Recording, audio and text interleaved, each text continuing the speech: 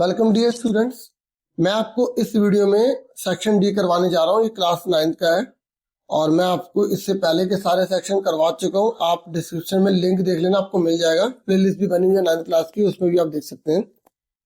यहाँ पर 32 क्वेश्चन बोला गया है कि आपको ना प्रूव करना है कि ना एक क्वाड्रिलेटरल है और उस क्वाड्रिलेटरल में ना जो एंगल्स है और उन एंगल्स की जो बाइसेक्टर्स है ना वो एक साइक्लिक क्वाड्रिलेटरल बनाते हैं। और जिस क्वाड्रिलेटरल की मदद से हम यहाँ पे जो साइक्लिक क्वाड्रिलेटरल बना रहे हैं वो क्वाड्रिलेटरल भी साइक्लिक है। अब क्या कह रहा है मैं आपको ध्यान से यहाँ समझाता हूँ। ये पूरा सॉल्व किया हुआ है। पहले आप फिगर को समझ लो, ठीक है, क्योंकि फिगर समझ में आ गई ना आराम से कर लोगे।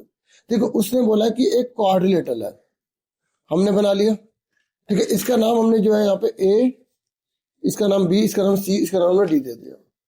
और आपको इसका बाइसेक्टर बोला, ये बाइसेक्टर गिवन है आपको, ये बाइसेक्टर आपको गिवन है, ठीक है। और इसका बाइसेक्टर भी आपको यहाँ पे जो है गिवन है इस तरीके से, ठीक है। और आपको यहाँ पर इसका जो बाइसेक्टर है वो भी इस तरीके से, इसका बाइसेक्टर आपने इस तरीके से बना दिया, ठीक है। तो ये एक क्वाड्रिलेटरल बन गया। जैसा मर्जी बन सकता है, ये जैसा मर्जी बन सकता है। इसका नाम आपने एच दे दिया, इसका नाम आपने जी दे दिया, इसका नाम आपने एफ दे दिया, इसका नाम आपने ई दे दिया। अब वो बोला प्रूव करो कि ये भी साइक्लिक है। और पता आपको साइक्लिक का मतलब पता होना चाहिए। जैसे कोई भी क्वाड्रिलेटरल है, उसके आपने सामने का टोटल अगर 180 है ना तो उसे हम साइक्लिक कहते हैं। और बाइसेक्टर का मतलब होता है जैसे अगर कोई लाइन से काट रही है ना, अगर पूरा का पूरा ये 80 का है तो आधा आधा 40 का होगा, ये मतलब है।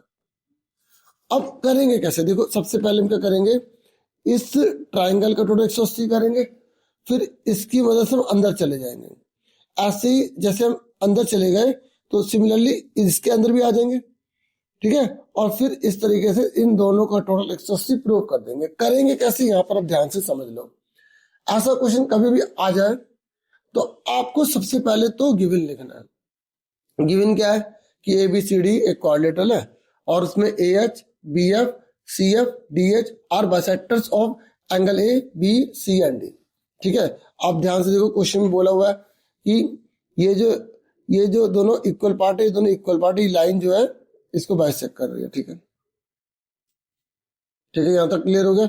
अब प्रूफ क्या करना है कि जो अंदर ये जो फिगर बन रही है ना, ये जो अंदर फिगर बन रही है ये क्या है, एक साइक्लिक क्वाड्रिलेटरल है। अब आप क्या करोगे, सबसे पहले इस ट्राइंगल में आओगे ए ई बी में।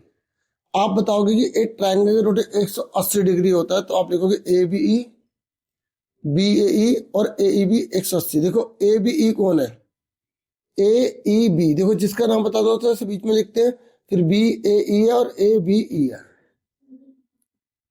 ठीक है। इस तरीके से हमने यहाँ पे 180 लिखा। उसके बाद देखो हमें ना अंदर जाना है, तो ए ई बी के सारे अंदर जा सकते हैं, इसलिए हमने क्या लिखा यहाँ पे ए ई बी लिखा, 180 माइनस बाकी दोनों को उधर ले गए। कौन कौन सा, ए बी ई, ठीक है, और बी, इन दोनों को उधर ले गए। समझ में? देखो हमें ना अंदर जाना है तो हमें इस एंगल की वैल्यू लेनी है ए ई बी की। तो ए बी 180 माइनस ये दोनों के दोनों, ये ए बी और ये कौन कौन है पता है, ये एक ये वाला और एक ये वाला। समझ में आ गई? अब देखो मैंने इसकी और इसकी जगह आधा एंगल बी आधा एंगल ए क्यों लिख लिया, पता है क्यों लिख लिया? देखो ये जो लाइन है ना इसको दो इक्वल पार्ट में बांट रही है, तो ये वाला जो हिस्सा है पूरे ए का आधा ही तो होगा, इसलिए मैंने यहां पर इस बी ए की जगह एंगल ए लिख के आधा लिख दिया, ऐसे बी है तो आधा बी लिख दिया, क्योंकि ये जो हिस्सा है ना ये पूरे का आधा है, ठीक है। ये देखो ध्यान से, ठीक है। तो हमने लिखा और मैंने क्या करा, दोनों में माइनस से बाहर रख लिया और ये दोनों प्लस के हो गए, ठीक है। अब ये से इतना लिख के छोड़ देंगे और ये स्टेटमेंट लिख देंगे बी एफ बाइसेक्ट करता है एंगल बी को, ए एच बाइसेक्ट करता है एंगल ए को। ये हमें पता ही था, इसलिए तो आधा हुआ, ठीक है, हमें गिवन है। फिर उसके बाद हम अंदर चले गए, ये इसके अंदर, पता क्यों चले गए? देखो यहां पर देखो ये इसके बराबर है, वर्टिकल एंगल ये बन रहा है ना, कांटा लगा, तो ये इसे क्या बोलते हैं, वर्टिकली अपवर्ड एंगल, शीर्ष अभिमुख कोण बोलते हैं हिंदी में। तो ये इसके बराबर होगा, तो हम सीधा लिख देंगे कि एफ ई एच, ठीक है, एफ ई एच सेम, पूरा का पूरा ये सेम हो जाएगा, ठीक है,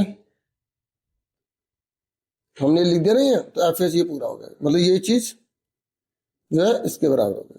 फिर सिमिलरली लेते हैं, क्योंकि हमें जो इधर देखो, जैसे इधर से हम अंदर गए, तो इधर से हमें अंदर जाने की जरूरत नहीं, सिमिलरली लिख देंगे, तो हम लिख देंगे F G H, F G H लिखा,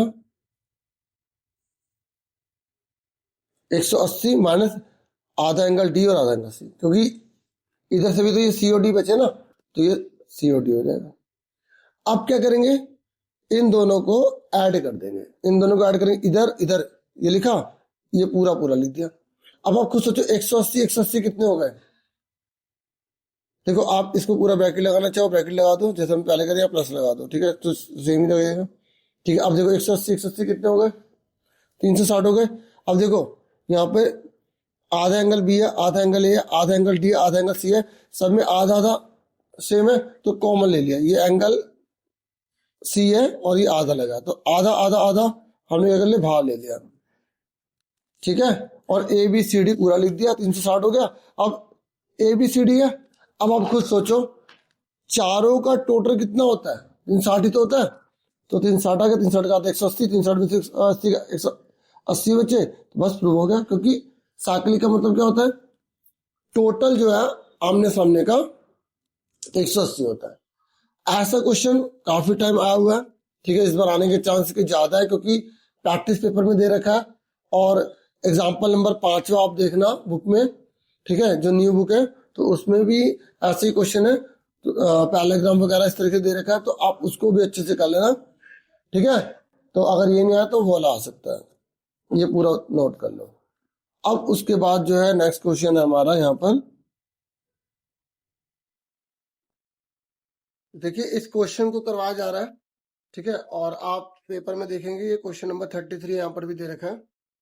तो इस क्वेश्चन को कैसे करेंगे, इसका रेशनलाइज करना है आपको, ठीक है। तो आपको रेशनलाइज कैसे करना है, जो नंबर यहाँ दे रखा है वही आपको ऊपर लेकर जाना है, साइन चेंज कर देना है, ये चीज ऊपर चली गई, ये चीज नीचे लिख देना है आपको, इक्वल लगा देना, ठीक है, ये पहला हो गया। जैसे हम यहाँ 3 है ना, या 3 है, एक का करते थे ना, ऐसे यहाँ तीनों का करना है एक साथ, ऐसे यहाँ 2√5 √6 प्लस √5, ये चीज ऊपर चली गई, यही चीज नीचे आ गई, और साइन का ध्यान रखना आपको, ठीक है। यहाँ पर देखो ये हमने 3√3 लिखा, यहाँ पे 3√2 दे रखा है, ठीक है, यहाँ पे क्वेश्चन देखो 3√2 है, ठीक है, तो हमने √15 प्लस 3√2 लिखा है, यही चीज ऊपर चली गई,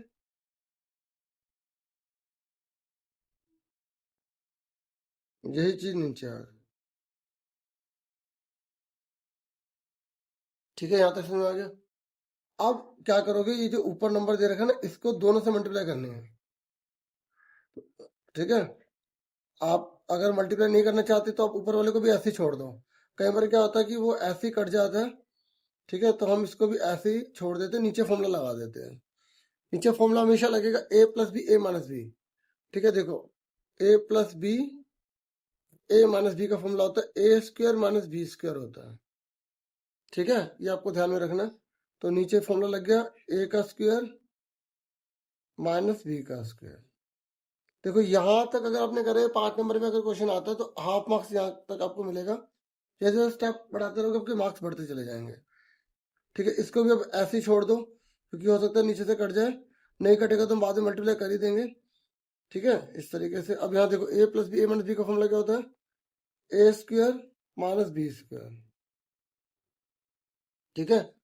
ऐसे ही इसको भी मल्टीप्लाई मत करो, ठीक है, आप इसको अभी ऐसे ही रहने दो, ठीक है। यहाँ पर भी लग जाएगा ए स्क्वायर माइनस बी स्क्वायर, यहाँ तक क्लियर हो गया? ठीक है, अब यहाँ पर नीचे वाले को सॉल्व करो, ऊपर वाला भी ऐसे ही रहने दो।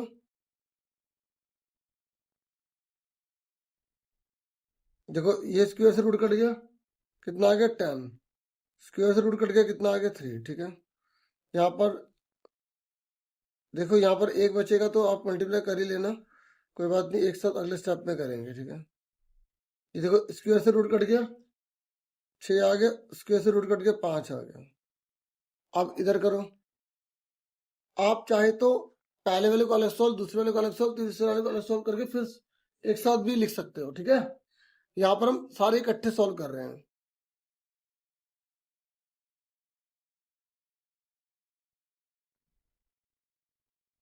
देखो ये स्क्वायर से रूट कट गया, अब देखो इस पे स्क्वायर नहीं है, इस पर स्क्वायर है ना, तो अब इसके ऊपर 2 पावर लिखी है, तो आप या तो मल्टीप्लाई माइंड में कर लो, 3 3 9 और 18 लिख दो। ठीक है, नहीं तो आप इसको अलग से सॉल्व कर सकते हैं, 3√2 मल्टीप्लाई 3√2, तो 3 3 9 हो गया, √2 एक 2 बन जाएगा, तो कितना आ गया 18 आ गया। ठीक है, तो इस तरीके से यहाँ पर हम माइनस के 18 लिख देंगे। क्यों माइनस का 18 लिख रहे हैं? क्योंकि अब ध्यान से देखो ये स्क्वायर है, यहाँ माइनस लगा तो माइनस का 18 आएगा ना। ठीक है, प्लस माइनस का आपको ध्यान रखना है। यहाँ तक क्लियर हो गया? अब आगे देखो, आगे लिखते हैं 7√3 √10 और -3। अब देखो यहाँ पे 10 में से 3 का 7 आ गए, और आपने ये लिखा 2√5 √6 √5, 6 में से 5 गया 1। ठीक है, और यहाँ पर देखो 3√2 √15 -3√2, और 18 में से 15 का माइनस किया 3। ठीक है, अब देखो ये कट रहा है, काट दिया, ये कट नहीं रहा क्योंकि इसके नीचे 1 है। यहाँ पर देखो 3 से 3 कट रहा है, तो काट दिया। ठीक है, अब आप देखो क्या बच रहा है वो लिखो, यहाँ बच रहा है √3 √10 -√3, यहाँ पर क्या बच रहा है 2√5,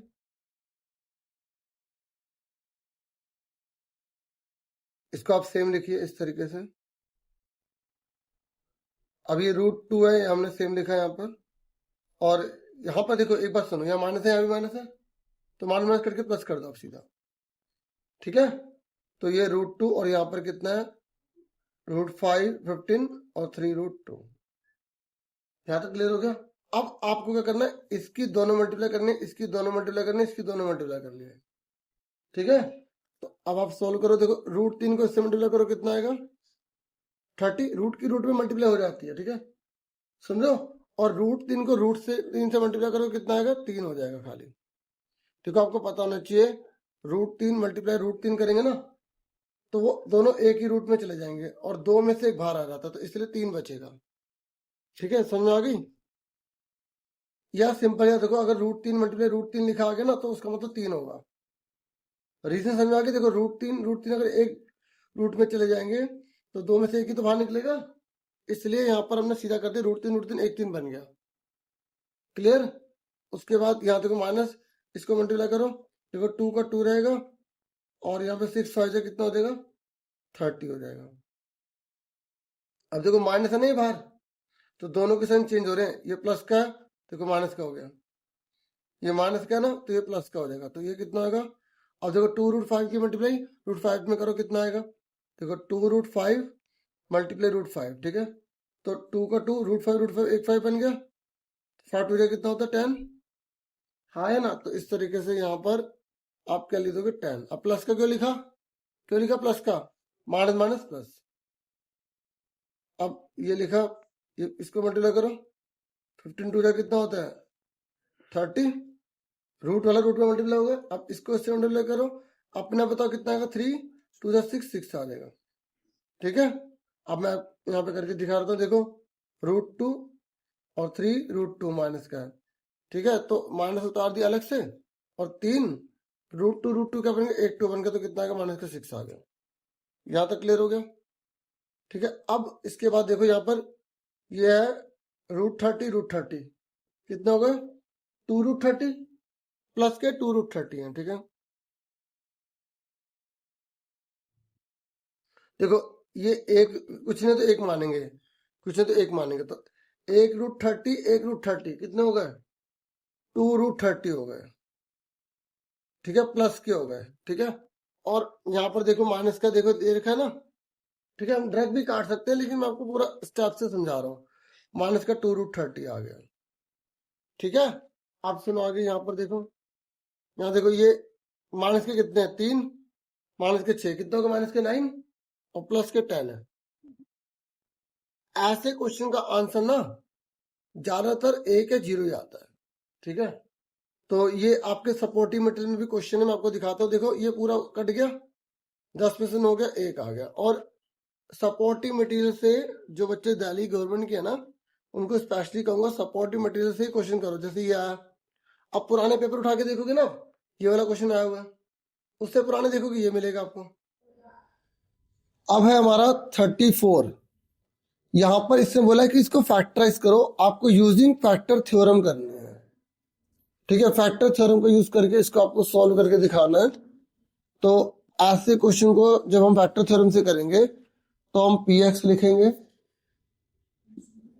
is equal to -28x³ plus 16x² plus 9x - 11।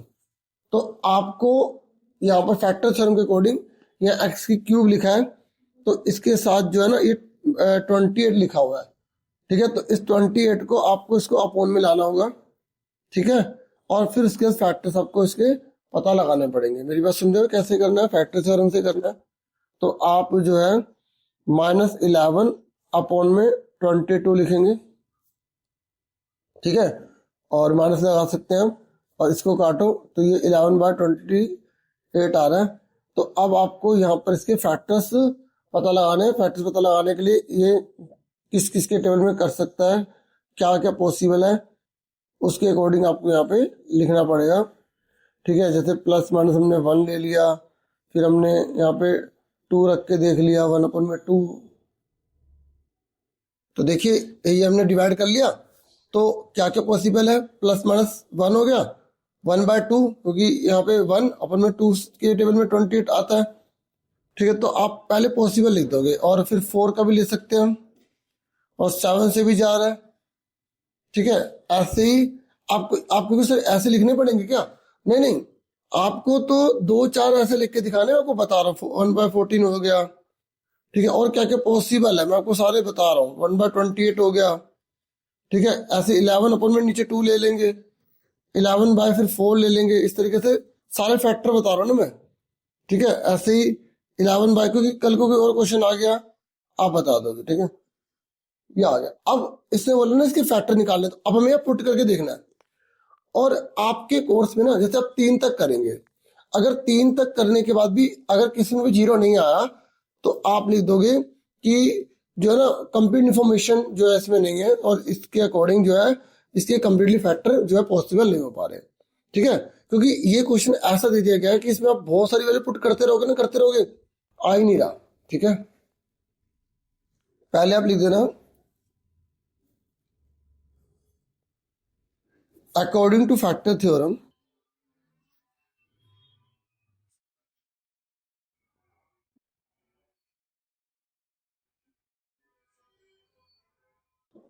If, जैसे हम कोई आर यहाँ पे अगर 0 आता है, रिमाइंडर 0 आता है, इफ r = 0, तो देन ये जो है ना, जैसे हम r रख रहे हैं, तो देन x - r जो है वो क्या होगा, is a factor of P x, is a, मतलब जो भी इसमें से आप पुट करें, जैसे r बोल रहा हूँ, अगर ये 0 रखने, जैसे r रखने पर 0 आ रहा है, तो ये उधर जाके माइनस का हो जाएगा, तो वो फैक्टर माना जाता है, फैक्टर ऑफ पी एक्स, ठीक है ना। तो फैक्टर माना जाता है, तो ये होता है। अब हम क्या करेंगे, लेट टेस्ट,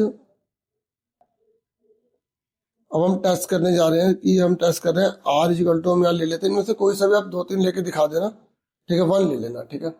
तो हमने यहाँ 1 लिया, तो यहाँ पर x की जगह जो है 1 पुट करेंगे, ठीक है। तो हम जब 1 पुट कर रहे हैं, तो आप देखो 28, x की जगह क्या आ गया, प्लस का 1 लिख रहे हैं, पावर 3, 16, फिर 1 का स्क्वायर प्लस 9, 1, -11, ठीक है, क्योंकि बहुत से बच्चों के कमेंट इसी क्वेश्चन के भी रिगार्डिंग आ रहे थे, ठीक है। तो 28, अब मैंने कहा जब पेपर बना रहा था तभी शो कर दूंगा,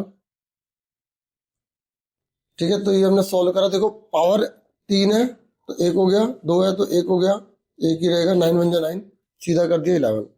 अब ये देखो 28 को 1 से करेंगे तो 28 ही आएगा, 16 9 11। अब आप देखो 16 9 कितने होते हैं, 25 होते हैं, माइनस माइनस कितने हो गए, यहाँ पर माइनस का कर रहे हैं तो 39 आ रहा है। और आप देख रहे हो जब इसे पुट कर रहे हैं तो यहाँ पर माइनस का जो है ना 14 आ रहा है, तो ये नॉट इक्वल टू 0 आ रहा है, नहीं आ रहा ना, तो इसका मतलब क्या हुआ कि ये जो है नहीं है फैक्टर, ठीक है। समझ में आ गया आपको, दिखाई दे रहा था ना, तो थोड़ा सा अभी हो गया। ठीक है, अब ना यहाँ पर हमने 1 रख के देखा, एक बार -1 रख के देखते हैं हम, ठीक है। तो पी एक्स, यहाँ पर हम let test R equal to, यहाँ पे माइनस का 1 ले रहे हैं। तो अब आप यहाँ पे एक्स की जगह जो है ना पहले उतार लो, कोई क्वेश्चन पूरा उतार लो, देखो आगे माइनस लगा है उसको इग्नोर मत कर देना, नहीं तो हमारा जो है पूरा यहाँ पर जो है, अच्छा मैं इसको बंद कर देता हूँ, नहीं तो कई बार बच्चे को पुराना क्वेश्चन से कंफ्यूजन ना हो ना, है ना। चलो देखो ये है,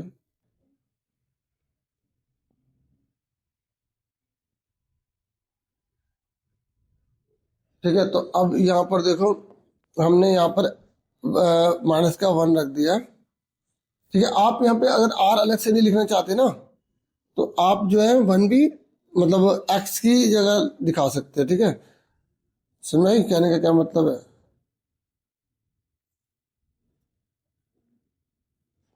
ठीक है, हम ये जो आर है इसमें ही पुट कर रहे हैं, ठीक है, समझ में आ रही है। तो अब यहाँ पर आप देखोगे हमने जहां जहां एक्स था वहां पे -1 पुट कर दिया, और यहाँ पर देखो 28, यहाँ पर ये ओड नंबर है तो माइनस का 1 आ जाएगा, यहाँ पे इवन है तो प्लस हो जाएगा, ये ओड है तो यहाँ पर माइनस का 1 आ गया और यहाँ पे 11 आ गया, तो ये माइनस माइनस कट जाएगा तो 28 हो जाएगा, ये 16 ही रहेगा, और ये माइनस का 9 हो जाएगा, माइनस का 11 हो जाएगा।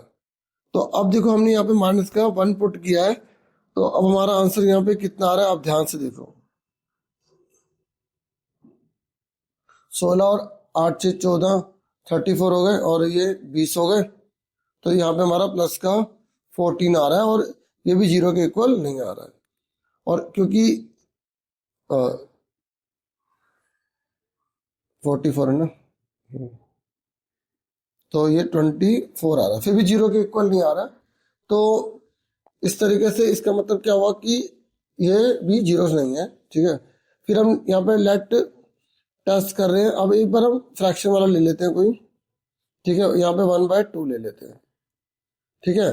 तो यहाँ पर 1/2 अगर हम पुट करेंगे तो जहां पर x है ना वहां पर आपको 1/2 पुट करना है, ठीक है।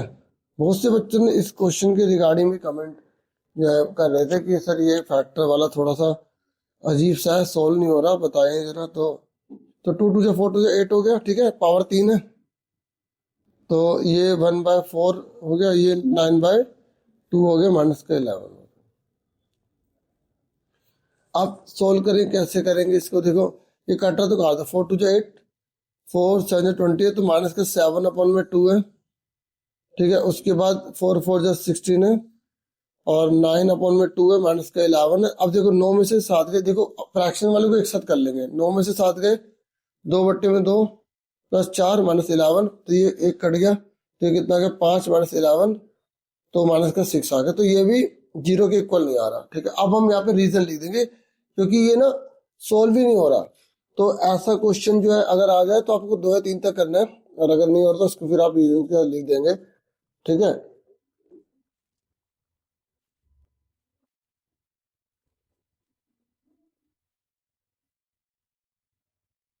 तो आप यहाँ रीजन ये लिख देना कि भाई ये जो है ना इसके पॉसिबल नहीं हो पा रहे हैं, ठीक है। तो द पॉलिनोमियल आप लिख दोगे, the polynomial does not have simple, क्योंकि आपके कोर्स में सिंपल ही है ना, तो सिंपल रेशनल रूट्स नहीं है इसमें, ठीक है, ये जीरो लिख सकते हो, ठीक है। तो सो factors can not be found, factors could not be found। ठीक है, इस तरीके से अकॉर्डिंग टू क्वेश्चन, जहां तक मुझे लगता है कि इसमें कोई मिसप्रिंटिंग हो गई है, कोई ना कोई गड़बड़ हो गई है, इस वजह से ऐसा क्वेश्चन आ गया। बाकी इसके ऑप्शन वाला क्वेश्चन है, अब हम वो कर लेते हैं। इसमें बोला कि आपको प्रोडक्ट करना है, ये बहुत, जितना ये ज्यादा कॉम्प्लिकेटेड था उतना ये ज्यादा इजी है, यानी कि इसको इससे मल्टीप्लाई करनी है। तो आपको इस 3 को सबसे मल्टीप्लाई, इस 5 को सबसे मल्टीप्लाई, इस -4 को सबसे मल्टीप्लाई करना पड़ेगा, जो यहाँ पे लिखा है साइन के अकॉर्डिंग। और अगर आप यह पहचान लो कि यह कौन सा फॉर्मूला है, तो आप आसानी से कर सकते हैं। ठीक है, तो देखो कैसे करना है, यहाँ पर मैं आपको बता रहा हूँ। देखिए, आप पता लगा सकते हैं कि यहाँ पर कौन सा फॉर्मूला है, पता लगा सकते हैं। देखो यहाँ पर आप लिखेंगे वी नो दैट। अगर हमें फॉर्मूला पता है तो हम आराम से लिख देंगे। मैं थोड़ा स्पेस क्यों दे रहा हूँ, क्योंकि हो सकता है कोई आगे पीछे करना हो नंबर। ठीक है, तो 34 का ये और वाला है, तो वी नो दैट आपको पता है कौन सा फॉर्मूला है ये।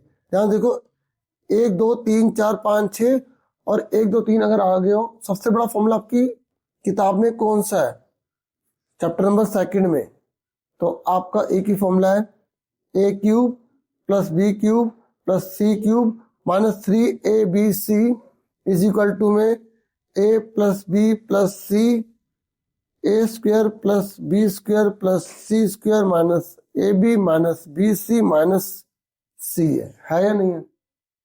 तो आप ध्यान देखो, ये चीज वैसी तो लग रही है, चेक करो स्क्वायर है। देखो ए का स्क्वायर 9 किसका होता है, 3 का। बी किसका होता है, 13 25 लिखा है यहाँ पे, इसका भी है।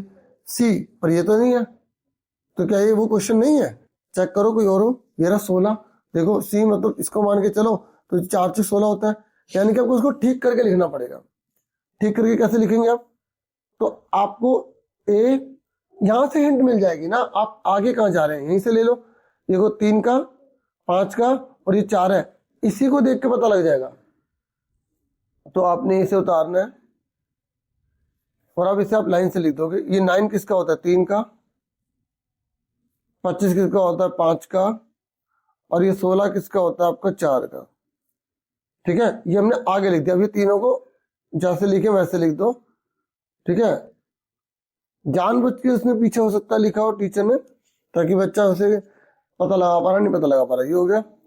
तो इसको हमने क्या बोल दिया, फर्स्ट बोल दिया, इसको हमने बोल दिया सेकंड। ठीक है, तो हम क्या करेंगे, कंपेयरिंग, मतलब फॉर्मूले को कंपेयर कर रहे हैं, कंपेयरिंग फर्स्ट एंड सेकंड। पता है कंपेयर क्यों कर रहे हैं, ताकि हमें एबीसी पता लग सके। आप बता सकते हैं एबीसी क्या है, वो तो इसी से पता लगा लेंगे। ए कितने का आ गया, 3x। बी कितने का आ गया, माइनस का 5y। और सी कितने का आ गया, माइनस का 4। अब हमें इसको क्या करना है, प्रोडक्ट करना है। प्रोडक्ट मतलब आंसर क्या आएगा, देखो इस पूरे का आंसर, ये हमें आंसर दे रखा, तो ये निकालना है, इसका मतलब ये आएगा ना आंसर। जब हमें ये दिया होता तो हम ये निकालते थे, अब हमें ये देते तो ये निकालेंगे ना, तो ये आंसर आएगा। तो आप लिख दोगे आप नाउ, तो आप ये लिखोगे A cube plus B cube plus C cube minus 3abc, ये आपका आंसर आएगा। तो ए कितना आपका 3x की पावर 3, बी कितना आपका माइनस 5y की पावर 3, सी कितना माइनस 4 की पावर 3। देखो साइन जो यहीं से ले लेंगे आप। ठीक है, और माइनस 3, ए कितना दे रखा है 3x, बी कितना दे रखा है माइनस का 5y और सी दे रखा है माइनस का 4। तो अब आप देखो 3x की पावर 3 है, तो 3 3 होते 27 हो गया। 5 की पावर 3 है और पावर 3 है ओड है, तो माइनस लगा देंगे 125, y की क्यूब हो गया। और ये भी वही माइनस लगाना पड़ेगा, क्योंकि 4 से 16 चौके 64 ओड पावर है, तो 4 की 4 में मल्टीप्लाई कर देंगे। ठीक है, और फिर यहाँ देखो ये माइनस है, ये माइनस है, माइनस है, 2 कट गए, 1 बचा, लगा दिया। तो 3 3 9, 9 पंजे 45, 45 को आप 4 से मल्टीप्लाई करो, यानी कि 180। ठीक है, इस तरीके से यहाँ पर x और y साथ में लगा देंगे, ये हमारा आंसर आ गया। और एक बार बताऊं, अगर आप कोई फॉर्मूले से नहीं कर पा रहे ना, तो आप थोड़ा सा लंबा जरूर है, लेकिन आप कर सकते हैं। इस 3x को सबसे मल्टीप्लाई, इस -5y को सबसे मल्टीप्लाई, इस -4 को सबसे मल्टीप्लाई, फिर सारे कटते चले जाएंगे, लास्ट में ये बचेगा। तो हमने क्यों ना फॉर्मूले से ही कर दे, तो हमने फॉर्मूले से कर दिया। और अब आपने सीख लिया, पेपर में अगर ये क्वेश्चन आ ही जाएगा तो आप आराम से कर ही लोगे। ठीक है, देखिए अब मैं आपको क्वेश्चन नंबर 35 करवा रहा हूँ। ये इंग्लिश में यहाँ पे हिंदी में मेंशन किया गया है। इसके दोनों क्वेश्चन करवाऊंगा। यहाँ पर ना ये जो क्वेश्चन है, देखो आपने हीरो एंड फॉर्मूला वाला चैप्टर पढ़ा है ना, उसी से लिया गया है। यहाँ बोला गया है कि जो ट्राइंगल है उसकी साइड की रेशियो दे रखी है, उसका पैरामीटर दे रखा है। तो आपको एक तो क्षेत्रफल निकालना है, दूसरा सबसे लंबी जो भुजा होगी ना उसकी आपको संगत ऊंचाई निकालनी है। इंग्लिश में आपको एक तो एरिया निकालना है। एरिया तक तो आप पढ़ ही चुके अपने पेपर में, मतलब अपनी किताब में से, है ना। और आपको जो एल्टीट्यूड भी निकालना है, जो लॉन्गेस्ट साइड है। अब देखो मैं आपको बता क्या रहा हूँ, सुनो ध्यान से। देखिए आपको सबसे पहले ट्राइंगल का एरिया निकाल लेना, और फिर इन तीनों में से जो सबसे बड़ी साइड होगी ना उसका एल्टीट्यूड निकालना है। एल्टीट्यूड मतलब हाइट निकालनी है। अब आपको कैसे पता चलेगा तीनों में से सबसे बड़ी साइड कौन सी है? तो जो यहाँ रेशियो दे रखे है ना, आप पहले इसका नाम दे दो ABC, ठीक है। ये आपने नाम दे दिया, तो आप यहाँ पर 12x लिख लो। देखो यहाँ पर इसको अलग करने के लिए ना, रेशियो को अलग करने के लिए x या k लिखते हैं, ठीक है। तो हम x लिख लेते, 12 यहाँ लिखा, 17 यहाँ लिखा, 25 यहाँ लिखा। अब ये सबसे बड़ी साइड हो गई। अब ये सबसे बड़ी साइड हो गई, तो इसने बोला कि आपको जो ना लेंथ निकालनी है of the altitude corresponding to the longest side. तो ये जो लॉन्गेस्ट साइड है इस पर जो हाइट बनेगी, तो यहां से ये, तो ये चीज हमें निकालनी है। तो ये तो बात की बात है ना, पहले एरिया निकालेंगे पूरे का, ठीक है। तो समझ में आ गई आपको क्या निकालना है यहाँ पे? एरिया, फिर आपको एल्टीट्यूड की लेंथ निकालनी है, आपको क्षेत्रफल निकालना है, फिर आपको ऊंचाई निकालनी है। तो ऐसा क्वेश्चन कोई भी आ जाए रेशियो वाला, तो आप ए बी को ए मान लेंगे, कितनी वैल्यू है 12x। BC को हमने बी नाम दे दिया, ये हो गया 17x। आप यहाँ पे जो है ना के भी मान सकते हो। रेशियो को अलग करने के लिए कोई वेरिएबल साथ में लेना पड़ता है। AC को C, यहाँ पे 25x। अब इसने क्वेश्चन में जो बोला उसके अकॉर्डिंग करेंगे। यहाँ पर बोला इसने परिमाप 540 है, मतलब इन तीनों साइड का टोटल जो है ना हमें दे रखा है 540, ठीक है। 540 दे रखा है। तो करेंगे कैसे? देखो तीनों का total A plus B plus C equal to 540 दे रखा है। तो ये है 12x, ये है 17x, ये है 25x इजिकल टू 540। तो आप इन सबको जोड़ दो, कितना हो गया 54x, ये हो गया 540। तो x कितने का गया 540 बटे में 54 चला गया। तो आप इसे काटो, तो x कितने का आ गया 10 आ गया। यानी कि इनमें जो रेशियो का जो डिफरेंस है ना, इनमें 10-10 की मल्टीप्लाई करनी पड़ेगी। यानी कि a कितने का आ गया 12 मल्टीप्लाई 10 इजिकल टू 120, b कितने 17 मल्टीप्लाई 10 इजिकल टू 170, c कितने का आ गया 25 मल्टीप्लाई 10 इजिकल टू कितना आ गया 250। तो अब आप s निकालोगे। आपको पता ही है कि तीनों का टोटल कितना है 540 है। आप इसे जोड़ के भी देख सकते हो। तो s कैसे निकालते हैं? जो तीनों का टोटल है ना उसका आधा, यानी कि इन तीनों को जोड़ोगे। हमें जोड़ने की जरूरत है नहीं वैसे, क्योंकि तीनों का टोटल कितना है 540, तभी तो तीनों का टोटल यहाँ लिखा है। फिर भी जोड़ के देख लो, इसका आधा कर लो। आधा करेंगे तो 540 का आधा कितना होगा 270 हो जाएगा, ठीक है। तो 270 आ गया। तो आपको s माइनस ए निकालना है, s माइनस बी निकालना है, s माइनस सी। आप फॉर्मूले के अंदर भी निकाल सकते हैं, पहले भी कर सकते हैं, लेकिन मेरे तरीके से करना सही रहेगा, ठीक है। 270 माइनस ए कितना है 120। तो इस 270 को हम जो है ना इन सब में से घटा देंगे, ठीक है। तो 270 में से 170 भी घटा देंगे, 270 में से 250 भी घटा देंगे। तो यहाँ पर कितना आ गया 150 आ गया। ये कितने का आ गया 100 का आ गया। ये कितने का आ गया 20 का आ गया। अब चेक करो कि हमने सही करा। इन सबको जोड़ो, 100 200 270। तो इन तीनों को जोड़ने पर जो है ना क्या आएगा 270 आएगा। जैसे ये जो ABC हमने निकाले थे ना, ABC, इन तीनों को जोड़ने पर पैरामीटर आता है 540। ऐसे ही जब हम घटा देते हैं ना तो तीनों को जोड़ने पर S आता है। तो अगर इन तीनों को जोड़ने पर एस आ रहा है तो हमने सही घटाया, ये चेक हो गया। अब फॉर्मूला क्या होता है, हीरोन फॉर्मूला क्या होता है? हीरोन फॉर्मूला आपको अच्छे से आता होगा, मुझे पूरी उम्मीद है। तो देखो मैंने पिछले साल का जो पेपर है और भी बहुत सारे पेपर है मैंने वीडियोस डाल दिए, ठीक है, आप उसे अच्छे से कर लेना, ठीक है। एस कितना है बताओ? 270 मल्टीप्लाई, ये जो तीनों है इन तीनों का टोटल यही होता है, ठीक है। तो S minus C S minus B S minus C, इसलिए ना मैं अलग से सॉल्व कर लेता हूं। तो 150, 100 और 20, अब हमें दोबारा नहीं घटाना, 150, 100 और 120, ठीक है। और कितना था? खाली 20 है, ओके, खाली कितना है? 20। तो इसको मैं दोबारा लिख देता हूँ ताकि कंफ्यूजन ना, 270, 150, 100 और 20 है खाली। अब इसको देखो आराम से एलसीएम करना सीख लो। एक तरीका तो ये 270 आप अलग से करो, आसान तरीका देखो, ये जो 27 है इसको अलग कर लो, 15 को अलग कर लो, ये 1 को अलग कर लो, इस 2 को अलग कर लो, मल्टीप्लाई कितनी जीरो है? 1 2 3 4 5, 1 2 3 4 5, अलग कर लिया। अब फटाफट देखो, 27 के टुकड़े करो, 3 3 9 3 27, 15 के टुकड़े करो, 3 5 15, 1 को रहने दो, 2 का 2 हो गया। अब यहाँ पे ना ओड जीरो है, 1 2 3 4 5, तो आपको क्या करना है, इवन जीरो को एक साथ रख लो, ठीक है। और ये एक जीरो बची, इसको आप अलग कर दो। आपको सर ये क्या बता रहे हो? नहीं तो आप सीधा भी फैक्टर कर दो अगर आपको ड्रैग करना है, मैं थोड़ा सा शॉर्टकट बताने की कोशिश कर रहा हूँ।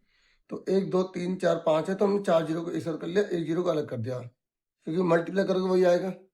ऐसा क्यों किया मैंने? क्योंकि हमें जब स्क्वायर रूट से बाहर निकालना होता है तो दो दो के हमें पेयर चाहिए होते हैं, ठीक है। देखो ये सारे मैंने ऐसे लिख दिया, ये मैंने ऐसे लिख दिया, इसको मैंने ऐसे लिख दिया, इस 10 का क्या हो गया? 2 पंजे 10 हो गया। अब दो में से एक बाहर निकाल दो, दो में से एक बाहर आ गया, दो में से एक बाहर आ गया, अब ये 5 है, ये 5 है, ये 2 5 हो गए, तो इसमें से एक बाहर आ गया, ये 2 है, ये 2 है, इसमें से एक 2 बाहर आ गया, 1 2 3 4 जीरो है, तो 2 जीरो बाहर आ गए, कोई भी अंदर नहीं रह गया, कोई भी अंदर नहीं रह गया। नहीं तो आप जैसे आपने सीखा हुआ ना, अगर पहले तरीके से कर रखा उस तरीके से भी कर सकते हो। अभी सॉल्व करो, तो 3 3 जा 9, 40 जा 10 और 100, हमने छोटे छोटे मल्टीप्लाई कर ली, तो 9 लिखा, 1 2 3 जीरो लगा दी। नहीं तो आप जैसे मल्टीप्लाई करना चाहो वैसे कर सकते हो, 9 10 या 90, 90 को 100 से करेंगे। ये मैं ये बताना चाहता हूँ कि जीरो सीधा लगा सकते हैं शॉर्टकट। तो हमारा ये आंसर आ गया, ये हमारा एक पार्ट निकला है, ठीक है। अब हमें क्या करना है, हमें निकालना है जो लॉन्गेस्ट साइड है ना उसका एल्टीट्यूड निकालना है। तो लॉन्गेस्ट साइड हमारी कितनी है? देखो ये 25 को हम 10 से मल्टीप्लाई कर देंगे तो 250 आ गई। अब हमें बेस पता है, हमें हाइट निकालनी है। तो जब बेस और हाइट लिखा दे तो कौन सा फॉर्मूला लगाएंगे? ह्योन तो लगाएंगे नहीं। ये याद रख लो, जब हमें किसी भी ट्रायंगल में अगर हमें बेस या हाइट वाला ये चीज कंसेप्ट आ जाए, हाइट और बेस वाला कंसेप्ट आ जाए, तो हमें फॉर्मूला लगाना होता है area of triangle is equal to 1/2 base into height. Hindi में ट्राइंगल को पूरा लिख लेना, ठीक है। त्रिभुज का क्षेत्रफल, तो त्रिभुज का क्षेत्रफल ये कब लगाते हैं? जब भी क्वेश्चन में आधार और ऊंचाई दे दे, ठीक है। क्या दे दे? आधार और ऊंचाई दे दे। अब देखो जो चीज दी है वो वाला फॉर्मूला लगा दो। अब देखो हमने इसको कितना निकाला है? 9000 निकाला, इस पूरे की जगह 9000 लिख देंगे, 1/2 बेस कितना है बताओ? ये कितना है? 250, 250 हाइट, मतलब ये एल्टीट्यूड निकालना है। इस एल्टीट्यूड का नाम क्या है? क्या है इस एल्टीट्यूड का नाम? यहां लिख देते हैं एम, मान लेते हैं BM, यहां लिख देते हैं BM। ये पिक्चर दोबारा बनानी जरूरी नहीं है, समझाने के लिए बताई थी, BM। अब इन सबको उधर ले जाओ, तो 9000 1/2 जाके 2/1 हो जाएगा, 250 है ना, 1/250 हो जाएगा, मतलब 1/250 हो जाएगा। यहाँ पे हमने क्या नाम दिया है? BM दिया, ठीक है। क्लियर हो गया? अब देखो ये 0 से 0 कट गई, ठीक है, और काट रहा है तो काट दो, नहीं तो आप इसको से मल्टीप्लाई करो, इसके नीचे एक लगा लो, ऊपर के ऊपर मल्टीप्लाई कर दो, तो ये कितना हो गया? 1800 नीचे कितना है 25। देखो अगर आपको काटना आता है तो वेल एंड गुड, नहीं आता तो डिवाइड कर लो, ऐसे डिवाइड कर लो, ठीक है। तो 25 सत्ते कितना होता है 175 होता है, तो 5 यहाँ बचा, 0 तारा, 25 टू जा 50 होता है, सीधा काटोगे तो 75, यहाँ हमारा आंसर आएगा बी एम। ठीक है, लास्ट में स्टेटमेंट लिख देंगे कि भाई हमारा एल्टीट्यूड कितना निकला है और हमारा एरिया कितना निकला है। ठीक है, समझ आ गई, क्लियर हो गया।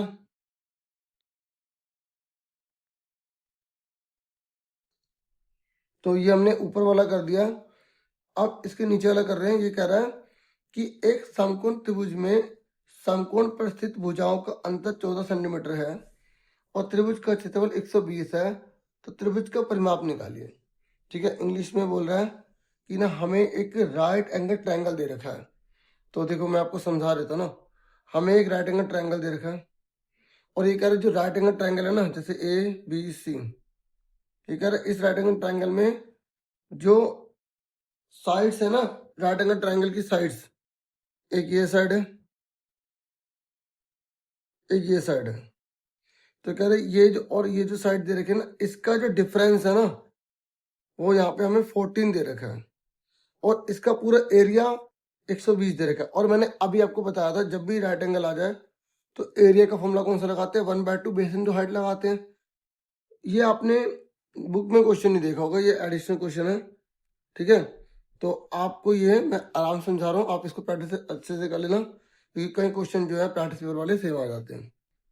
ठीक है, तो आपको बताऊं कैसे करेंगे। आप इसको आप क्या मानेंगे, एक्स मानेंगे, इसका वाई मान लेंगे। ठीक है, तो हमने क्या करा, लेट करा, ए बी को हमने क्या मान लिया एक्स, हिंदी में माना लिख देंगे, और बी सी को वाई ले लेंगे। ठीक है, इसको हमने एक्स ले लिया, इसको हमने वाई ले लिया। तो अब अकॉर्डिंग टू क्वेश्चन लिख देंगे, अब हिंदी में लिख देंगे प्रश्नानुसार। क्या बोला उसने, उसने बोला है कि दोनों जो ये साइड है ना, इसका डिफरेंस जो है ना, इसका डिफरेंस जो है 14 है। अब कई बच्चों के उनमें सवाल आएगा, सर आप ना कह रहे हो कि x माइनस वाई, आप कह रहे हो सर x माइनस वाई जो है 14 है, सर आपको कैसे पता कि x बड़ा है, सर y भी तो बड़ा हो सकता है। तो हम ये मानेंगे ना कि x बड़ा है y छोटा, लेट ये भी मान लेते हैं, हमें थोड़ी पता कौन बड़ा है, इसलिए x माइनस वाई 14 ले लिया। नेचुरली हम x पहले ले लेते हैं ना, इसलिए मैंने x ले लिया, आंसर सेम निकलेगा। ठीक है, और ये कह रहा है कि एरिया जो है ना ट्रायंगल का 120 है। ये कह रहा है अब जो चीज दी है ना, पता है अगर कोई नया भी क्वेश्चन है ना, जो चीज दी है उसी का फॉर्मूला लगाओ, कुछ तो करो, कुछ तो नंबर मिलेंगे। ठीक है, अगर जैसे इसको थोड़ा बहुत जो है नहीं आ रहा तो ठीक है। अब देखो त्रिभुज का क्षेत्रफल दे रखा है, तो हम त्रिभुज के क्षेत्रफल का फॉर्मूला लगा देंगे। तो ये यहाँ तक आपको क्लियर हो गया। नॉर्मली ऐसे क्वेश्चन में इक्वेशन बनती है, ये माइनस का वाई उधर जाके प्लस का हो जाएगा, हम एक इक्वेशन बना लेते हैं, माइनस का वाई जाके प्लस का वाई हो गया। देखो माइनस वाला उधर जाके प्लस का हो जाता है, ये फर्स्ट इक्वेशन मान लेते हैं। यहाँ तक क्लियर हो गया। अब दूसरी इक्वेशन कैसे बनाएंगे, दूसरी बनाएंगे, यहाँ पे फॉर्मूला लगाएंगे एरिया ऑफ ट्रायंगल का जो हमें दे रखा है। तो एरिया ऑफ ट्रायंगल का क्या होता है formula, area of right angle triangle भी लिख सकते हो, तो area of triangle A B से लिख दो, क्योंकि जो हमने फिगर बना दी तो टीचर समझ जाएंगे कि किस ट्रायंगल की बात कर रहे हैं। तो यहाँ पर इसका आंसर कितना दे रखा है, 120 दे रखा है। मैं बच्चों को बताता हूँ कि जब आंसर दिया तो सामने लिखो, फॉर्मूला नीचे लिखो। ठीक है, तो त्रिभुज ए बी सी का क्षेत्रफल 120 सेंटीमीटर की पावर दो, तो एरिया ऑफ ट्रायंगल का फॉर्मूला होता है 1/2 बेस इंटू हाइट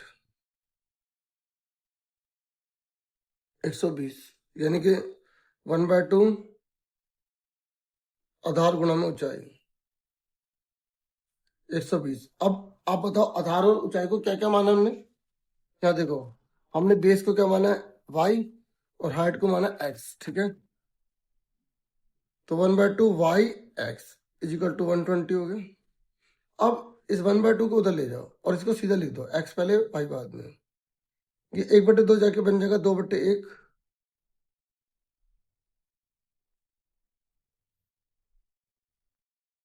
तो एक्स वाई इजिकल टू कितना होगा, 120 को 200 मीटर लेकर 240 आ गया। मतलब ये जो साइड्स है ना, इनको घटाने पर तो हमें 14 मिलेगा, 14 मिलेगा।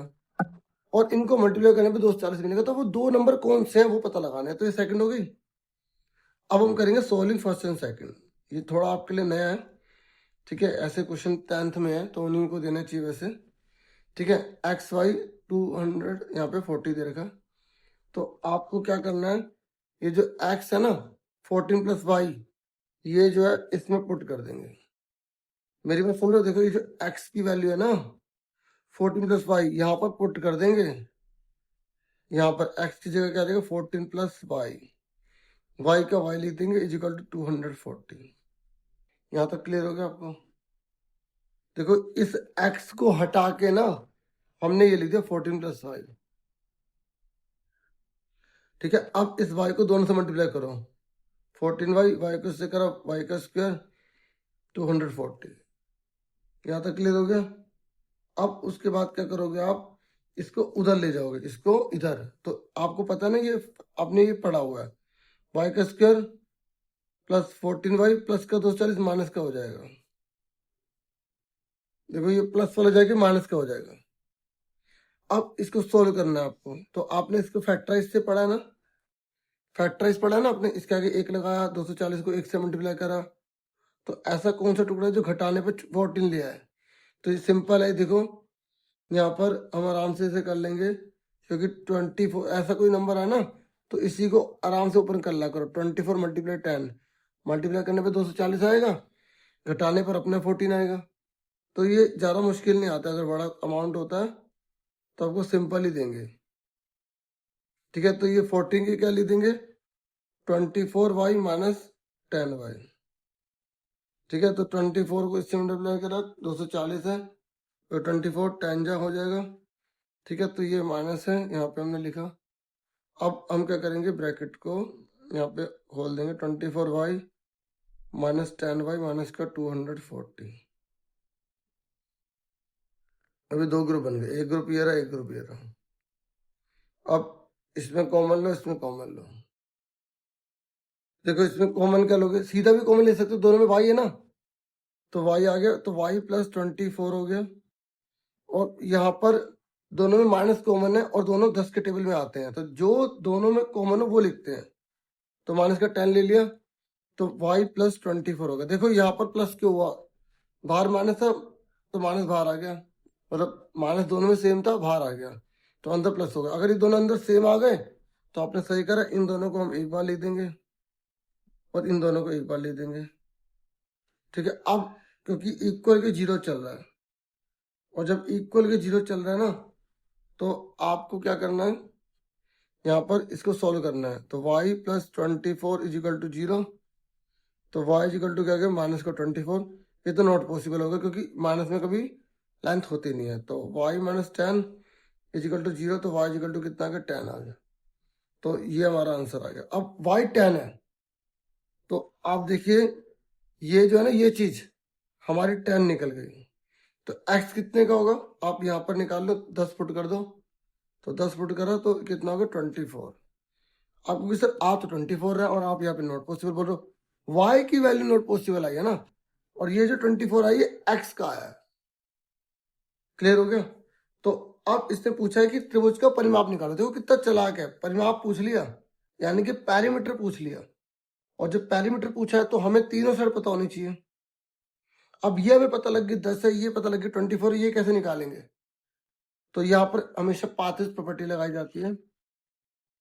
ये ट्रायंगल है, ये 10 है, ये 24 है, तो यहाँ पे कौन कैसे निकालेंगे इसको। देखो ये 90 डिग्री का दे रखा है, तो फॉर्मूला होता है h का स्क्वायर b का स्क्वायर प्लस v का स्क्वायर।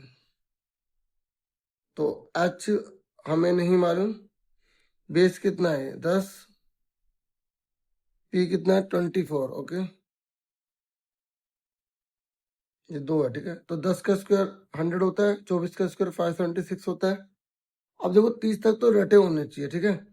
तो आप 24 को 24 से मल्टीप्लाई करोगे, 48 नहीं लिखोगे, 24 को 24 से मल्टीप्लाई करनी है, इसको जोड़ोगे तो 676 आ जाएगा, ठीक है। ये स्क्वायर चल रहा है, स्क्वायर जाके रूट बन गया।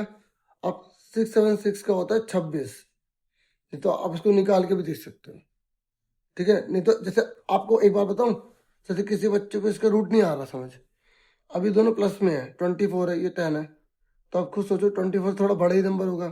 तो ऐसा कौन सा नंबर है जिसमें 6 आता हो? 1 1 जा 1, 2 2 जा 4, 3 3 जा 9, 4 4 जा 16। अब 4 4 में आता है पर 24 तो लिखे हुआ है। और किसी में 6 आता है, 5 5 जा 25, 6 6 जा 36, 6 आ रहा है। तो आपने 24 से 26 मान लिया, 26 होगा तो 26 को 26 से मल्टीप्लाई करके देख लो। ठीक है, अगर जैसे किसी को अगर एलसीएम में दिक्कत हो रही है तो आ गया। अब निकालेंगे पैरामीटर। तो पैरामीटर कैसे निकालेंगे? तीनों को टोटल कर देंगे, तो 24 प्लस 10 प्लस 26 कर देंगे, तो ये हमारा 60 आ गया। और सेंटीमीटर यूनिट है तो सेंटीमीटर लिख दिया, हिंदी में इसको परिमाप बोलते हैं। ठीक है, क्लियर हो गया। अब हम करने जा रहे हैं यहाँ पर सेक्शन हमारा है ई, और ये है केस स्टडी। तो इसको आपको ध्यान से समझना है, केस स्टडी हमेशा इजी आएगी और ये आपकी स्कोरिंग होगी, आपको बहुत अच्छे मार्क्स दिलवाएगी। ठीक है, केस स्टडी पे आप ज्यादा ध्यान दीजिएगा, बहुत आसान होती है, मैं पहले बता रहा हूँ, कोई बच्चा केस स्टडी को नहीं छोड़ेगा। ठीक है, अब सुनिए ध्यान से। देखिए ज्यादातर ऊपर तो ना ये समझ लो फालतू की बातें लिखी होती हैं, पिक्चर में सब कुछ बता दिया जाता है कि क्या करना है। मेरी बात सुन रहे हो? बाकी ये नहीं कि बकवास ही है तो आप पढ़ोगे नहीं। ठीक है, और मेन भी हो सकती है। नॉर्मली जो है ना, बच्चों को थोड़ा सा कंफ्यूज करने के लिए, या थोड़ा सा मतलब आसपास की जो लाइफ है ना उस पर कैसे यूज किया जाता है उसके लिए दिया जाता है। तो आपको फिगर बना लेनी है। ठीक है, आप इस फिगर को बना लो। देखो यहाँ पर इसने ए लिख दिया, यहाँ सी लिख दिया, ये 125 लिख दिया। ठीक है, और यहाँ पर भी इन्होंने एक लाइन डाली हुई है, और इसका नाम डी लिखा है, इसका नाम बी लिखा है, और आपको यहाँ पे 55 दे रखा है। ठीक है, और यहाँ पर ये इस तरीके पी है, ये क्यू है, और इसका नाम जो है T2 है, और इसका नाम T1 है। देखिए अब मैं आपको सेक्शन ई करवा रहा हूँ, ये केस स्टडी है, और केस स्टडी के क्वेश्चन आप कभी नहीं छोड़ना क्योंकि ये काफी स्कोरिंग होता है। अब आप इसे पढ़ सकते हैं। और केस स्टडी में क्या, ऊपर कुछ इंफॉर्मेशन दे रखी है हमें, और इसने यहाँ पर बता रखा है इसकी वैल्यू क्या क्या, आप देख सकते हो कितनी कितनी वैल्यू दे रखी है, और ये आप पढ़ लो। देखो बहुत आसान होती है, कोई भी बच्चा केस स्टडी नहीं छोड़ेगा। देखो ये हमसे निकालने के लिए कहा गया है, आप इंग्लिश में देख सकते हैं।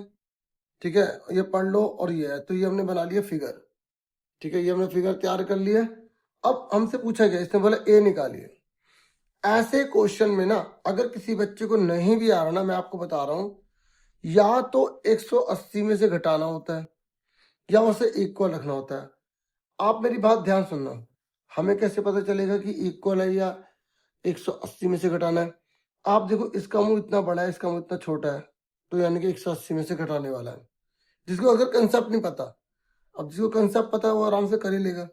एक बात और, अगर आपको फिर भी कंफ्यूजन होती है तो आप डी लेकर जाना, और जो फिगर बनी हुई है ठीक है उसको मेजर कर लेना। क्योंकि कई बार, मैं ये नहीं कह रहा कि सर रटवा रहे हैं, या जो कई बार इतना ज़रा प्रेशर होता है एग्जाम का, बच्चे के दिमाग से स्किप हो जाता है, तो थोड़ा बच्चे को हेल्प करने के लिए तो यहाँ पर डी रख लेना, और आई डी ले लेना कितनी वैल्यू हो सकती है। तो अप्रोक्सीमेट लिखोगे, क्या पता वो आपका सही निकले।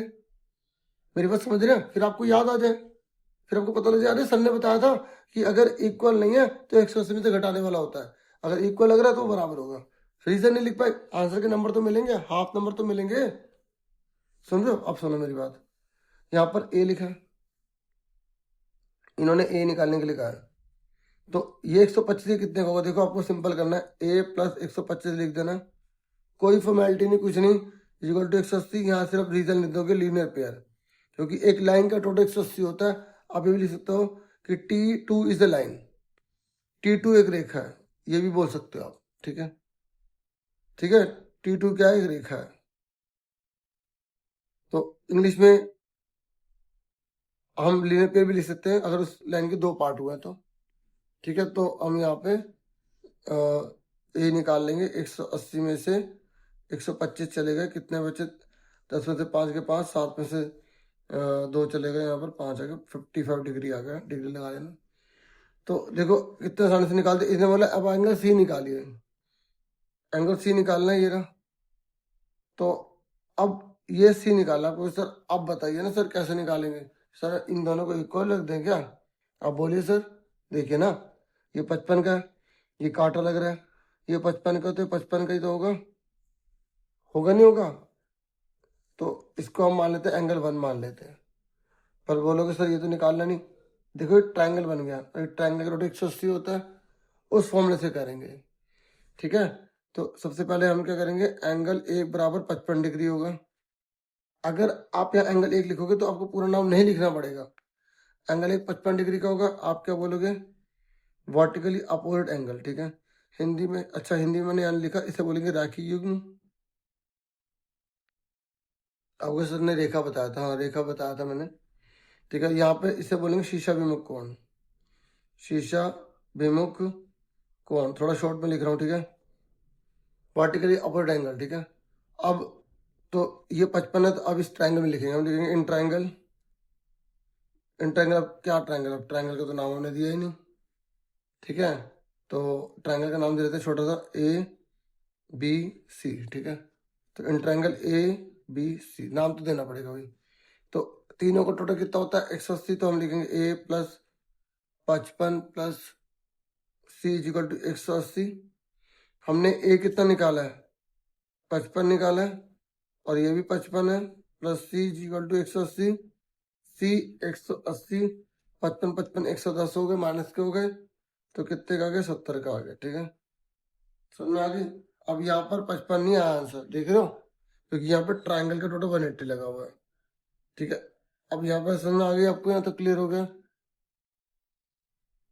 तो अब हमसे नेक्स्ट इसने क्या पूछा है, यहाँ पे हमसे पूछा है कि आपको बी निकालना है, यहाँ पे डी निकालना है।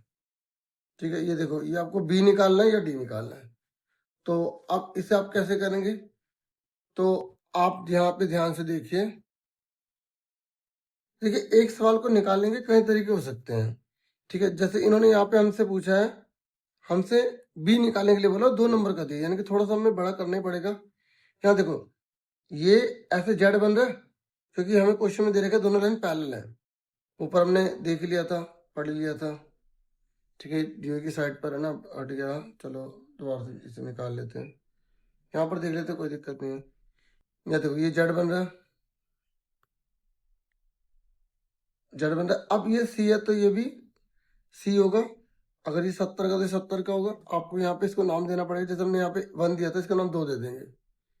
ठीक है, तो यहाँ पे लिखेंगे सी बराबर होगा एंगल 2 के, इजिकल टू कितने का हो जाएगा, यहाँ पर 70 डिग्री होगा, क्योंकि हमने सी 70 निकाला है। और क्या रीजन लिख देंगे, अल्टरनेट इंटीरियर एंगल, पूरा पूरा लिखना। ठीक है, हिंदी में एकांतर कोण लिख देंगे, अंत एकांतर कोण, अंत एकांतर कोण। समझ आ रही मेरी बात? अब सुनो मेरी बात, ये हमने निकाल दिया, 70 डिग्री निकाल दिया, पर हमें क्या निकालना है, हमें तो बी निकालना है। अब देखो ये लाइन बन रही है सीधा, बन रही नहीं बन रही लाइन, तो ये 55 का है, ये 70 का, तो ये कितने का होगा, तो हम यहाँ पे लिखेंगे T2 is a line, T2 is a line. अब यहाँ पे हमें लाइन लिखना पड़ेगा हिंदी में, T2 एक रेखा है, और जब ये रेखा है तो एंगल यहाँ पे 1 plus angle 2 plus B is equal to 180 degree. तो एंगल 1 कितने का है, 55 का, एंगल 2 हमारा कितने का निकला है, 70 डिग्री का, और बी हमें पता नहीं है, तो बी कितने का आ गया, देखो इन दोनों को जोड़ो, 7 में 12 125 घटा देंगे, तो बी हमारा 55 का ही आ गया। अब हमसे डी पूछा है, तो देखो यहाँ पर ये एक लाइन है। ठीक है, ये देखो, ये बन रहा है कांटा, बन रहा है, ये बन रहा है ना ऐसे, तो ये कितने का निकला है, 2, हमारा 2 कितने का निकला है, 2 हमारा 70 का, तो ये 70 का होगा, क्योंकि ये वर्टिकली अपवर्ड एंगल बन गया, बन गया नहीं बन गया। तो इस तरीके से यहाँ डी पूछ, हमें दोनों में से एक करना है, तो हमें फिर भी 2 तो निकालना पड़ेगा, ये करना है तो हमें बी निकालना पड़ेगा, और अगर हमें डी निकालना है तो हम सीधा कर देंगे D is equal to angle 2, D is equal to angle 2 कर देंगे, इजिकल टू 70 डिग्री आ जाएगा, या लिखेंगे वर्टिकली अपवर्ड एंगल, शीशा भी में कोण कर देंगे। तो इस तरीके से मैंने आपको इस केस स्टडी को समझा दिया। अब बाकी एक बात आपको बताना चाहूंगा, देखिए वैसे तो मैंने इसका आंसर कर दिया है, लेकिन नॉर्मली ना जैसी फिगर है वैसे इस क्वेश्चन को बनाना चाहिए था। जिसने क्वेश्चन को बनाया थोड़ा सा मेरे को लगता है कि इन्होंने यहाँ पर 70 देना चाहिए था। बाकी जैसा है हम उसके हिसाब से करेंगे। अगर 70 होता तो ये 70 निकलता, ये 55 है, आराम से 55 आता और जैसी फिगर दिख रही है उसके अकॉर्डिंग आंसर हो जाता। लेकिन जो क्वेश्चन बोला आप उसी के अकॉर्डिंग करेंगे, तो हमने आंसर यहाँ पे कर दिया। अब जो है ना हमारा जो क्वेश्चन है वो नेक्स्ट यहाँ पर हम देख रहे हैं केस स्टडी है 37 नंबर पर। और केस स्टडी का जैसा कि मैंने आपको बोला कि केस स्टडी का क्वेश्चन आपको बिल्कुल छोड़ना नहीं है। और यहाँ पर जो है हिंदी मीडियम में लिखा है और यहाँ पे इंग्लिश मीडियम में लिखा हुआ है। तो यहाँ पर क्या बोला गया है, देखिए यहाँ पर बोला गया आपको विड्थ बतानी है पहले। देखो क्वेश्चन में ध्यान से देखो, यहाँ बोला गया है कि आपको वर्ग अंतराल की चौड़ाई बतानी है। तो पता है चौड़ाई क्या होती है, ये कितने कितने का गैप चल रहा है, 10-10 का। तो सिर्फ आपको आंसर में देख लो केस स्टडी कितनी आसान है, 37 है, आपको 10 लिख देना ए आंसर में, 10 बस। ठीक है, उसके बाद यहाँ पर इन्होंने क्या पूछा है, यहाँ पूछा है कि कितने छात्रों ने 50% या उससे अधिक अंक प्राप्त किए। इंग्लिश में how many students scored 50% and above marks. तो 50% या उससे ज्यादा कितने बच्चों के नंबर आए हैं। देखो ये तो बच्चे हैं, उनकी संख्या है, और यहाँ पर नीचे लिखा है मार्क्स ऑफ द स्टूडेंट्स। ठीक है, और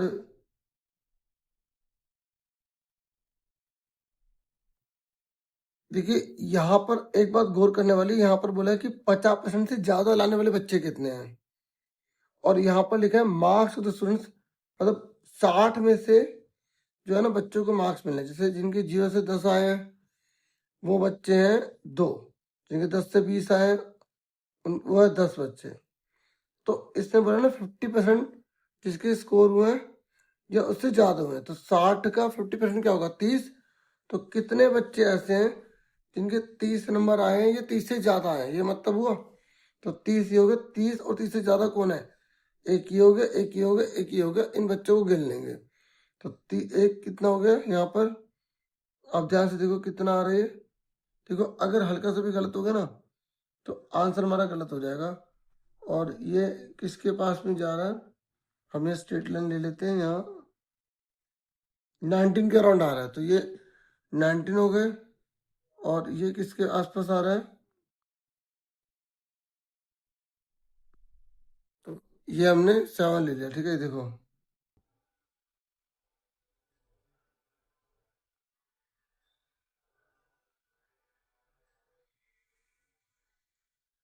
और यहाँ पर इन्होंने बोला कितना है, देखो यहाँ पे लिखा है 59 स्टूडेंट्स। तो बच्चों के 2 मार्क्स कम से कम आए, 59 ज्यादा आए हैं, और 60 में से मिले हैं, मतलब है ना। तो यहाँ पर देखो एक बच्चा है, ठीक है, और ये कितना था हमारा 7। तो आपको क्या करना है, इनको जोड़ देना, 19, 7 और 1।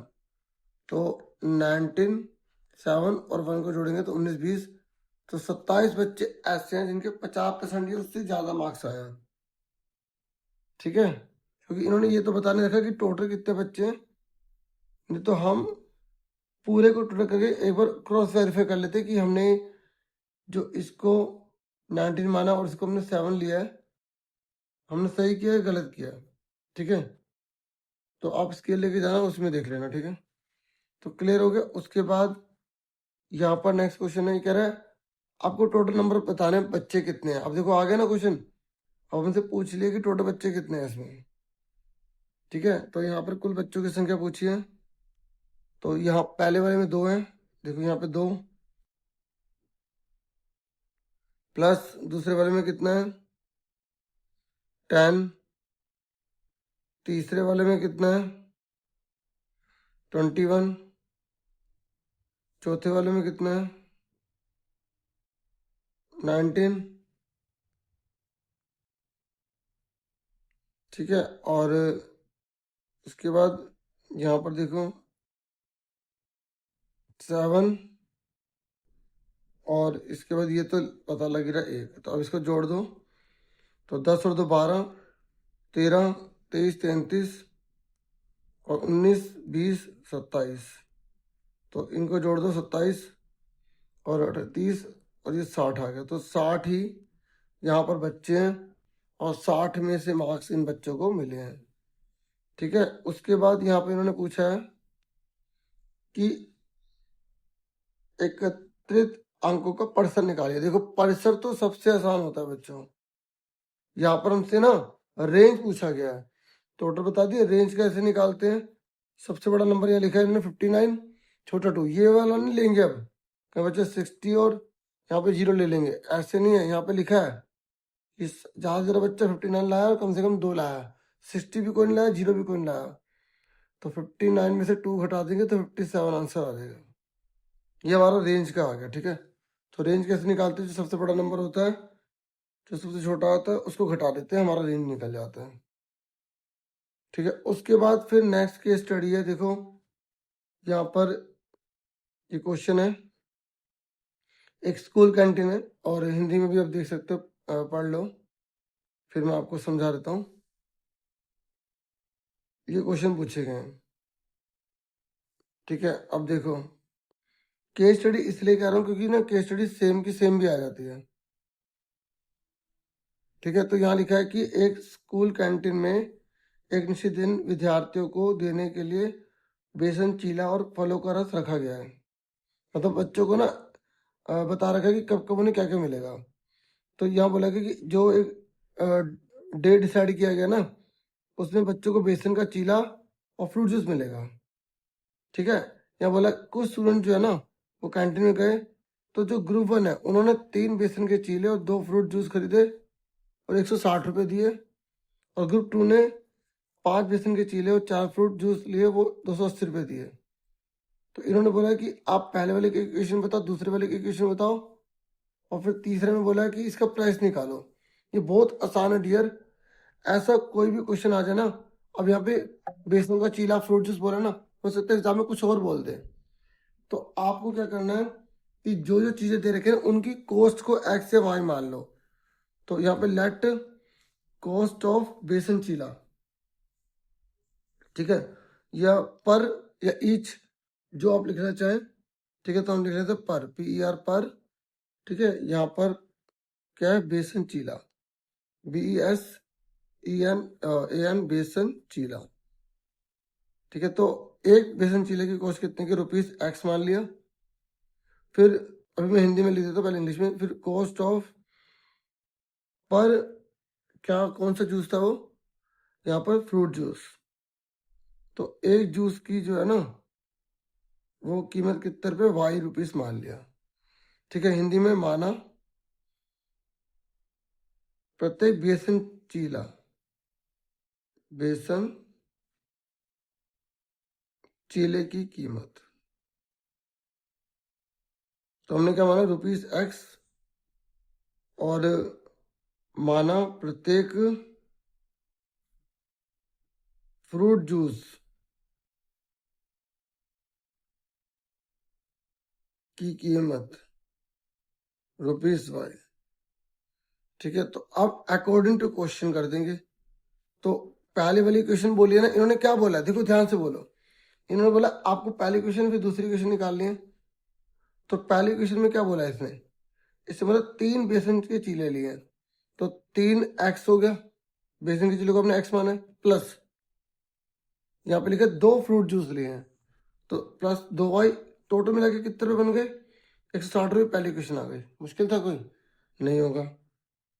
अब दूसरी क्वेश्चन खुद बनाओ और मैच करो, ये सेकंड कर रहे हैं, इक्वेशन के नंबर है, इसने बोला दूसरी बनाओ, तो आप खुद बताओ, फिर अपना आंसर मैच करना है। 5 बेसन के चीले और 4 गिलास जूस है, तो 5 बेसन के चीले प्लस 4 गिलास जूस है, कितने रुपए का बनता है, 280 का बनता है। तो सेकंड क्वेश्चन आ गई। अब इसने बोला है कि आपको इनको सॉल्व भी करना है। ठीक है, यहाँ पे बोला गया कि बेसन के चीले की कीमत आपको निकालनी है, और यहाँ बोला फ्रूट जूस की कीमत निकालो। हम दोनों निकाल के दिखा देंगे। जब ऐसा क्वेश्चन आ जाता है ना, तो हमें जो है इसे सॉल्व करना होता है, और कैसे करते हैं इस तरीके को आपको समझना होगा। इन दोनों इक्वेशन को लिखोगे ऐसे 3x, ये हम थर्ड पार्ट करने जा रहे हैं, 3x plus 2y is equal to 160, ठीक है। और ये जो चीज़ है इसके नीचे लिख लेंगे 5x plus 4y is equal to 280 degree, ठीक है। तो आपको ध्यान रखना है इस मेथड को एलिमिनेशन कहते हैं। ये जो 5 है ऊपर चला गया, 3 है नीचे चला गया, इस 5 को सबसे मल्टीप्लाई कर दो, इस 3 को सबसे मल्टीप्लाई कर दो, मतलब जो इनके कांस्टेंट है ना, ठीक है, मतलब ये वेरिएबल के जो कोफिशिएंट है, इसको इससे मतलब पूरे से मल्टीप्लाई करनी है। 5 3 15, 5 2 10 और 16 5 80, 800 हो गया। और इसको इससे करो, 3 5 15, 3 4 12 और 280 को 3 से मल्टीप्लाई करो, 0 3 8 24, 3 6 और 840,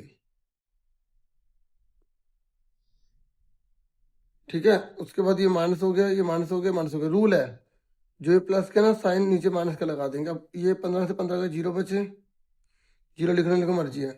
10 से 12 के माइनस के 2 बचे, क्योंकि माइनस की रकम बड़ी है। और 840 में से 800 के तो माइनस के जो है ना 40 बचे, क्योंकि माइनस की रकम बड़ी है, तो माइनस माइनस कट भी गया। तो y कितने का आ गया, 40 अपॉन में 2, तो 2 से काटा 2 2 जा 4 20 आ गया। तो हमें y की प्राइस पता लग गया 20। तो y मतलब क्या था, फ्रूट जूस 20 का है। अगर आप तभी छुड़ाओगे तब भी आपको नंबर मिल जाएंगे, लेकिन मैं आपको सारा समझा रहा हूँ। अब मैंने ये पता लगाना है कि भाई चीला ये कितने का है, तो ये 20 है ना, तो इसको इस या इसमें पुट कर देंगे। देखो पुट करना आना चाहिए। तो हमने क्या करा, यहाँ लिखा 3x की जगह x आ जाएगा, प्लस 2y की जगह लिख देंगे 20 इक्वल टू 160, ठीक है। देख रहे हो ये जो y इक्वल 20 है ना, यहाँ पे पुट कर देंगे हम। और ये 3x 22 जा 40 160 प्लस का 40 माइनस का हो जाएगा। तो 160 में से 40 गए 120, 120 बटे में 3, तो इससे काटेंगे 3 4 जा 12, तो x कितने का 40 का आ गया, ठीक है। इस तरीके से हमें पता लग गया कि चीला 40 रुपए का है और फ्रूट जूस जो है वो 20 रुपए का। अब चेक करें हमने सही करे गलत करा है, आपस में पुट करके देखो। तो 4 पंजे 20, 200 रुपये हो गए, और ये 20 रुपए का है, तो 20 चौके 80, तो 280 बन रहे। हाँ सही करा हमने। तो डियर इस तरीके से मैंने ना आपको ये पूरा का पूरा जो है केस स्टडी समझा दिया, और ये जो पेपर भी मैंने आपको समझा दिया। हिंदी मीडियम में मैंने ये सोचा था कि भाई अलग से वीडियो ले आऊँगा, तो पॉसिबल हो नहीं पाया, लेकिन आप इंग्लिश से थोड़ा देख लीजिएगा, ठीक है, पूरा पेपर। और मैं इसको पूरा जोड़ के भी एक वीडियो अलग से प्रोवाइड कर दूंगा, और ये भी जो आज मैंने बनाई है इसे भी दे दूंगा। Thank you for watching and listening careful. Take your study students.